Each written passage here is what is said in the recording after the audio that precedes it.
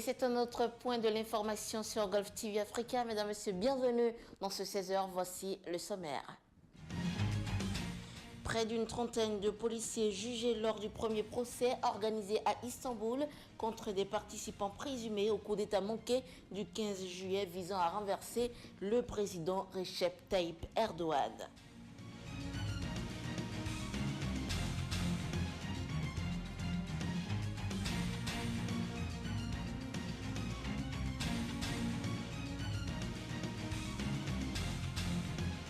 L'avion de la compagnie bolivienne Lamia qui s'est écrasé fin novembre en Colombie a manqué de carburant selon les résultats préliminaires de l'enquête de l'aviation civile présentée ce lundi à Bogota.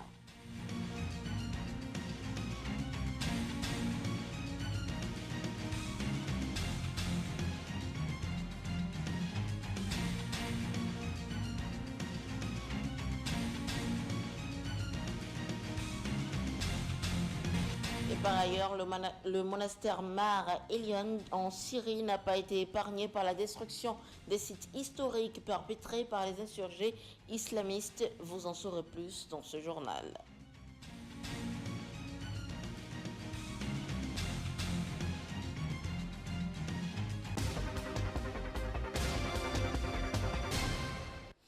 Mesdames et Messieurs, merci de nous préférer pour vous informer. Sans plus tarder, les parlementaires nouvellement élus en Somalie ont prêté serment ce mardi au terme d'un processus de vote complexe parclant de plus de 2 mois, mais considéré néanmoins comme un progrès démocratique. L'instauration du suffrage universel est désormais planifiée pour la prochaine élection en 2020. Le nouveau Parlement a été intronisé sous très haute protection à Mogadiscio dans un contexte de risque d'attentat mené par la rébellion islamiste somalienne des Chebab, toujours très élevé. Les parlementaires doivent élire un président par un vote à bulletin secret, mais la date de ce scrutin n'est pas encore connue. Les 275 députés devaient initialement être élus au suffrage universel. Mais dans ce pays de la Corne de l'Afrique, privé d'État central depuis 25 ans et ravagé par la guerre civile, le manque d'infrastructures, l'insécurité et l'omniprésence des clans ont finalement conduit à un scrutin différent. Quelques 14 000 électeurs délégués sur les 12 millions de Somaliens ont voté entre octobre et décembre pour des candidats généralement choisis à l'avance par consensus et représentant chaque clan ou sous-clan.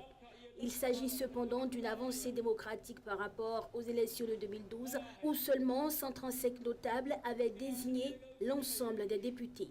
La dernière élection véritablement démocratique en Somalie remonte à près de 50 ans, en 1969. Le premier ministre japonais Shinzo Abe est arrivé à Honolulu pour une visite de 2 jours au cours de laquelle il se recueillera à Pearl Harbor en compagnie du président américain Barack Obama. Shinzo Abe a déposé une couronne de fleurs au National Memory Cemetery of the Pacific.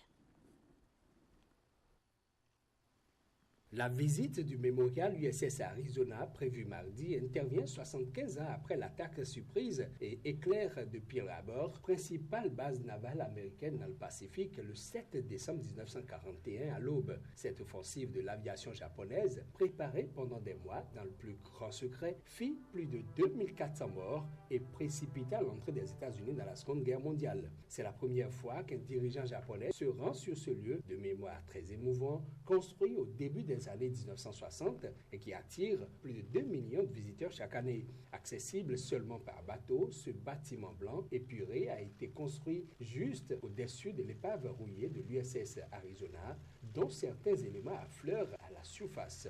À l'extrémité de cette structure ouverte sur la mer et le ciel se trouve un immense mur sur lequel sont gravés les noms de 1177 Américains qui ont péri à bord de ce cuirassé. Seuls 5 des survivants sont toujours en vie aujourd'hui. Comme lors de la visite de Barack Obama en mai à Hiroshima, M. Abe n'a pas l'intention de présenter des excuses, mais de rendre hommage aux victimes et de louer la solidité de l'alliance entre 2 anciens pays ennemis devenus alliés. Lundi, Shinzo Abe devait effectuer plusieurs visites visites à Honolulu, en particulier au cimetière national du Pacifique, plus connu sous le nom de Punch Bowl, où plusieurs de ses prédécesseurs ont déjà rendu hommage aux victimes de la guerre. Il se rendra aussi au mémorial Erimaru, du nom du navire-école des pêcheries japonaises, percuté par accident en février 2001 au large de l'île de Oahu par un sous-marin nucléaire américain. 5 membres d'équipage et 4 étudiants furent noyés. Et Chicago a connu un week-end de Noël sanglant avec au moins 12 fusillades meurtrières pour l'essentiel, des règlements de compte entre gangs rivaux dans cette ville qui a enregistré en 2016 un record d'homicides depuis 20 ans. Pas moins de 27 incidents distincts, incluant des tirs d'armes à feu, ont été recensés durant ces 2 jours. 12 ont provoqué la mort d'au moins une personne, a précisé lors d'une conférence de presse le chef de la police, Eddie Johnson.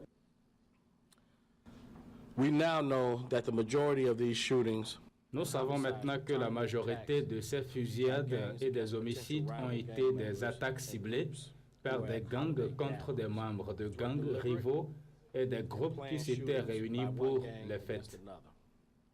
La majorité de ces incidents étaient des attaques ciblées de gangs contre les membres de gangs rivaux et des groupes qui s'étaient réunis pour les fêtes. Il s'agissait de fusillades délibérées et planifiées par une bande contre une autre. Elles ont été ciblées en sachant que les individus seraient à la maison de la famille et des amis pour célébrer les vacances. Ces attaques ont été menées en sachant parfaitement que ces individus se trouveraient au domicile de membres de leur famille ou d'amis pour fêter Noël. La violence entre gangs est la principale raison identifiée de l'augmentation de meurtres cette année à Chicago. Le quotidien Chicago Tribune a répertorié depuis le début de l'année 763 meurtres, soit un bond de 55% par rapport à l'ensemble de 2015. Chicago prévoit d'embaucher 1000 policiers supplémentaires ces 2 prochaines années pour tenter d'enrayer cette hausse de criminalité. Et on retrouve à présent le nouveau gouvernement argentin qui a annoncé la nomination d'une nouvelle équipe économique pour sortir la 3e économie de l'Amérique latine en pleine de la récession. Un économiste de renom qui avait refusé d'entrer au gouvernement il y a 1 an devient ministre des Finances. À la tête de l'économie depuis l'arrivée au pouvoir du président du centre-droite Mauricio Macri en décembre 2015, le ministre des Finances et du Budget Alfonso Prat-Gay a été poussé à la sortie. Effectivement, le président lui a demandé de démissionner. Je l'ai transmis ce matin à Alfonso Prat-Gay et maintenant ils déjeunent ensemble à la Villa Langostura. Dujovne a fait partie de l'équipe technique de campagne de la Fondation Pensée. Il travaillait déjà avec notre équipe sur beaucoup de thèmes fiscaux et économiques. Nous considérons que c'est une personne d'une grande valeur, une personne jeune qui a de l'expérience déjà et nous pensons qu'il va apporter beaucoup de choses à ce poste. Luis Caputo, le nouveau ministre du Budget, a très bien suivi au sein de l'équipe Prat-Gay les thèmes de la finance et nous pensons que c'est une personne idéale pour un domaine crucial pour les formes productives du pays et pour que le défi fiscal du pays, qui est de pouvoir parvenir à un financement durable et en même temps améliorer le système financier argentin. Prat-Gay était en désaccord avec le président de la Banque centrale, Federico Sturzenegger, à qui il demandait de baisser le taux d'intérêt pour réactiver l'économie alors que l'autorité monétaire maintient des taux très élevés pour tenter de contenir l'inflation. Luis Caputo, jusque-là secrétaire du budget, devient ministre du budget. Nicolas Dujovne, un économiste renommé qui avait refusé d'entrer au gouvernement voici 1 an, devient ministre des Finances depuis le début de l'administration Macri. Profitant d'un nouveau endettement bas, l'Argentine a levé près de 50 milliards de dollars, faisant passer sa dette de 42% à 53% du PIB. La récession touche les secteurs de l'économie argentine, sauf l'agriculture. L'Argentine a entrepris en 2016 des réformes économiques saluées par le Fonds monétaire international, mais douloureuses pour la population. La suppression du contrôle des échanges a fait bondir l'inflation annuelle à plus de 40%. Pour 2017, le gouvernement avait prévu une croissance annuelle de l'ordre de 3%, mais les signaux tardent à se manifester. Le pronostic de récession pour 2016 est d'environ 2,4% selon l'INDEC, l'Institut officiel argentin de statistiques. Et l'avion de la compagnie bolivienne Lamia, qui s'est écrasé fin novembre en Colombie, faisant 111 morts, dont 19 footballeurs du club brésilien Chapecoense, a manqué de carburant selon les résultats préliminaires de l'enquête de l'aviation civile présentée ce lundi à Bogota. L'avion avait été apparemment certifié pour voler au-delà de 29 000 pieds. Pour voler au-delà de ce niveau, il faut une certification pour l'avion et pour l'équipage, donnée par l'autorité de matricule de l'avion. Sur ce plan de vol, cette certification est décrite, mais en vérifiant, on peut prouver que l'avion n'était pas approuvé pour voler à 30 000 pieds d'altitude. Este tipo de vuelo a 300. Los hallazgos que tenemos son... Nos résultats sont, premièrement, l'administration aéroportuaire et les services de navigation aérienne de Bolivie ont approuvé le plan de vol à 30 000 pieds, ce qui n'était pas correct. Deuxièmement, le bureau ou la signature de l'expéditeur dans le plan de vol ne contient pas le nom. Et troisièmement, le temps de vol et le temps d'autonomie étaient de 4h22, ce qui n'est pas correct, car un avion doit avoir au moins 1h30 d'autonomie de plus que le temps de vol. Il n'y avait pas non plus de second aéroport alternatif dans le plan de vol. 1 hora y 30 minutos en forma estándar, más en cuanto a su autonomía de vuelo, más que el tiempo de vuelo. No se registraba el aeropuerto, un segundo aeropuerto alterno en el plan de vuelo. La aeronave fue... L'avion a été ravitaillé au maximum de sa capacité de combustible, 9 300 kg pour un total de 41 610 kg. C'était le maximum envisagé selon les manuels techniques de l'avion. Le poids réel approximatif de l'avion au décollage était de 42 148 kg, donc supérieur à sa capacité maximum. Estaba sobre su peso máximo. Le pays doit avancer dans l'enquête, dont le premier rapport est celui-ci.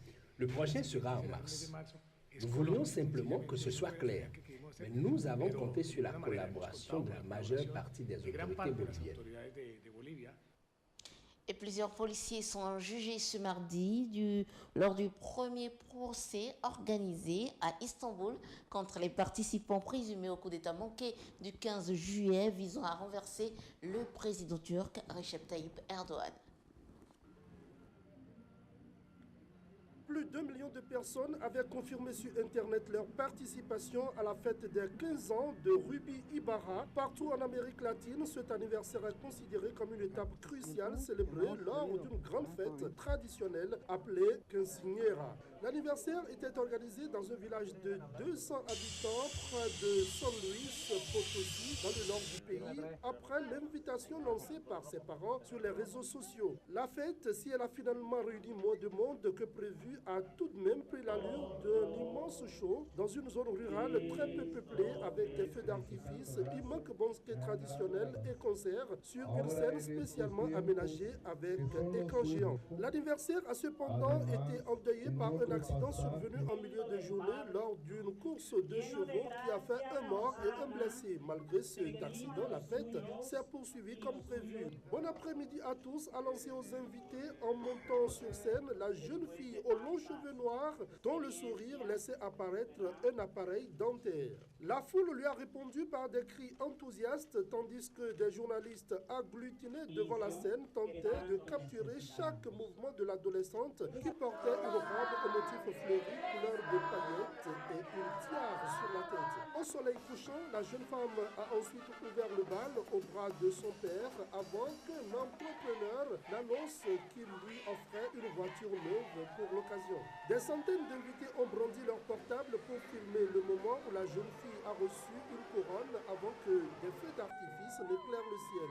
Nous t'aimons, Ruby, nous t'aimons, ont crié les invités à la jeune fille tandis qu'un groupe de musique traditionnelle mexicaine entamait le concert. Des stands avaient été installés où des commerçants vendaient de la nourriture et des boissons. Beaucoup d'invités dansaient, certains portant le masque en papier de la désormais fameuse Ruby. Cette fête des 15 ans est née sous le signe de la chance, commentaire Rosalina Fortuna, une femme chauffeur de 54 ans venue de Cahuila, dans le nord du pays, avec ses 13 enfants et neveux pour voir de près Ruby. La jeune fille a été interviewée par les plus grandes chaînes mexicaines qui lui ont proposé d'entamer une carrière de chanteuse et d'actrice. Une compagnie aérienne avait proposé des réductions à tous ceux qui souhaitaient se rendre à la fête et une marque alimentaire a sponsorisé le banquet. Un gouverneur et plusieurs artistes ont de leur côté fait parvenir des cadeaux à la jeune fille. Des forces de police locales et fédérales avaient été mobilisées pour assurer la sécurité de l'événement. Vive Ruby criait depuis des véhicules, des jeunes vêtus de chapeaux et bottes de cow-boy. Cela prend des dimensions totalement scandaleuses, a estimé Mercedes Poiré, directrice du Centre d'opinion publique de l'Université del Valle à Mexico. Nous risquons de tomber dans une société de l'absurde en donnant de l'importance à quelque chose qui franchement n'en a pas. Et voilà, vous l'avez compris, c'était là au Mexique l'anniversaire de la jeune mexicaine Ruby, endeuillée par le décès accidentel d'un participant lors d'une course de chevaux. Et nous allons tout droit en Turquie, à présent où plusieurs policiers sont jugés lors du premier procès organisé à Istanbul contre des participants présumés au coup d'État manqué du 15 juillet visant à renverser le président turc Recep Tayyip Erdogan. 5 mois après le putsch manqué, des procès ont déjà démarré dans plusieurs villes turques, comme lundi à Denizli, dans le sud-ouest, où 60 personnes ont été appelées à la barre. Le procès de ce mardi s'est tenu dans la plus grande salle d'audience de la Turquie, dans un bâtiment situé en face de la prison de Silivri, en lisière de la métropole turque. Parmi les 29 accusés, 21 risquent chacun jusqu'à 3 peines de prison à perpétuité, pour notamment tentative de renversement de l'ordre constitutionnel et tentative de renversement du gouvernement ou de l'empêcher de remplir ses devoirs. Les 8 autres risquent jusqu'à 15 ans d'enfermement pour appartenance à une organisation terroriste armée.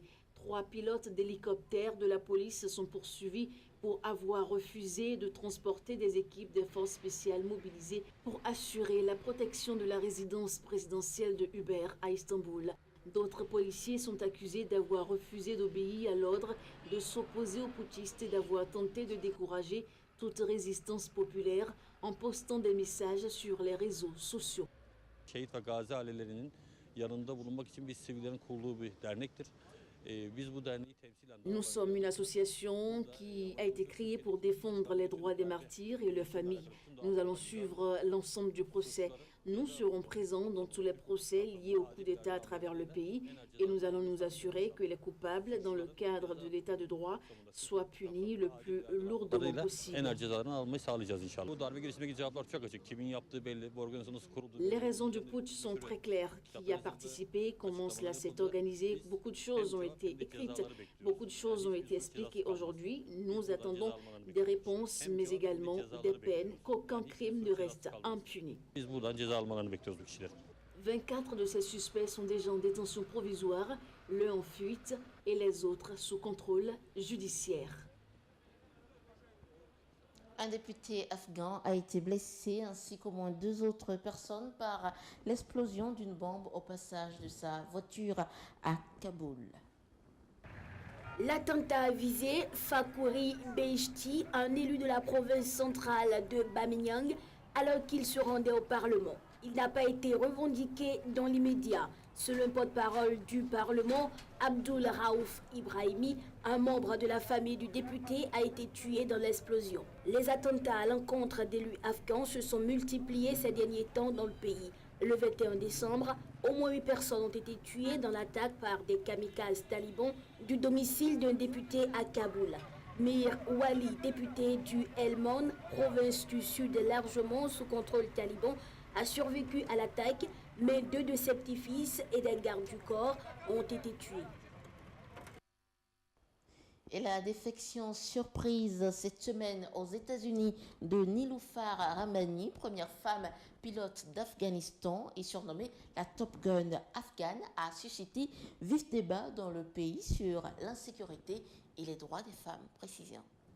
Âgée de 25 ans, Niloufar Rahmani devra retourner dans son pays à l'issue de formation de 15 mois avec l'armée de l'air américaine. Mais la veille de son départ, elle a déclaré qu'elle n'en ferait rien, expliquant craindre pour sa sécurité et a indiqué qu'elle allait faire une demande d'asile politique aux États-Unis. Sa décision lui a valu une volée de critiques, certains l'accusant de trahison, mais aussi de nombreux messages de soutien. Ce qu'elle a dit aux États-Unis était irresponsable et inattendu. Elle devrait être un modèle pour les autres jeune afghan, a critiqué un porte-parole du ministère de la Défense, Mohammad Radmanesh. Elle a trahi son pays et c'est une honte. Niloufar Rahmani avait symbolisé l'espoir pour des millions de femmes afghanes lorsqu'elle était devenue la première femme pilote d'Afghanistan, intégrant un univers exclusivement masculin dans un pays extrêmement conservateur. Elle avait reçu à ce titre le prix international des femmes de courage du département d'État américain. Mais cette célébrité lui avait aussi valu de nombreuses menaces de mort de la part des insurgés. Quant à ses collègues masculins, nombre d'entre eux faisaient preuve de dédain à son égard, estimant que la place des femmes est au foyer. La jeune femme interviewée l'année dernière par les médias avait indiqué avoir constamment un pistolet sur elle pour sa protection et ne jamais porter son uniforme en dehors de la base militaire pour éviter d'attirer l'attention. Un ancien ministre sud-coréen de la Santé, aujourd'hui à la tête de la Caisse nationale de retraite, a été placé en garde à vue dans l'enquête retentissante pour corruption qui menace la présidente. Le Parlement a voté début décembre une motion de destitution de Park Geun-hye qui doit encore être entérinée par la Cour constitutionnelle. La présidente, dont les pouvoirs ont été transmis en attendant au Premier ministre, est accusée de collusion avec son ancienne confidente de l'ombre, Choi Soon-sil, actuellement en détention et accusée notamment d'avoir profité de ses relations pour extorquer des sommes astronomiques au conglomérat sud-coréen. Dans ce scandale à tiroir, Samsung Group est soupçonné d'avoir soudoyé Choi, l'amie de 40 ans de la présidente, pour obtenir le feu vert du gouvernement à une fusion controversée réalisée en 2015. Ce rapprochement avait été perçu comme une étape cruciale pour assurer une passation de pouvoir sans histoire au sommet du groupe au profit de l'héritier présomptif Lee Jae-yong. Shell Industries, la holding de fait du groupe, avait racheté CET, filiale de Samsung présente dans le commerce et la construction. Mais les actionnaires de CET s'étaient opposés avec force à cette fusion sous la houlette du fonds spéculatif américain Elliott, pour qui l'opération sous-estimait la valeur de la compagnie au détriment de ses actionnaires. Au fil des investigations, un proche de la présidente, l'ex-ministre de la Santé Moon Win-pyo, devenu entre-temps patron du Service national des pensions de retraite NPS, s'est retrouvé soupçonné d'avoir fait pression sur le NPS, un important actionnaire de Samsung, pour qu'il accepte la fusion. Bien qu'il ait rejeté ces accusations, il a été arrêté mercredi en raison des déclarations contraires d'un haut dirigeant du NPS.